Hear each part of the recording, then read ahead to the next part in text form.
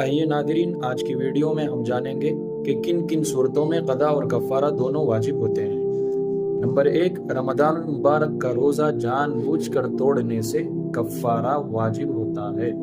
क़दा भी वाजिब होती है और कफ़ारा भी वाजिब होता है। नंबर 2, फ़स्त लगवाकर खून निकलवाना, सुरमा लगाना और फिर ये समझना कि रोज़ा टूट गया, फिर जानबूझकर खा लेना पी लेना, इससे भी क़दा और कफ़ारा दोनों वाजिब होते हैं।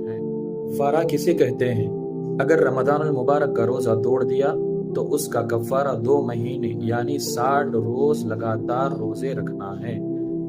अगर लगातार 60 रोज़े रखने की ताकत नहीं है तो 60 मिस्कीनों को सुबह और शाम खाना खिलाएं या एक रोज़े के बदले सदक़े फ़ित्र की कीमत अदा करें। इसी तरह अगर एक ही रमज़ान के यानी एक ही साल के रमज़ान के 2-3 रोज़े तोड़ डाले तब भी एक ही कफ़ारा उसके लिए काफ़ी हो जाएगा।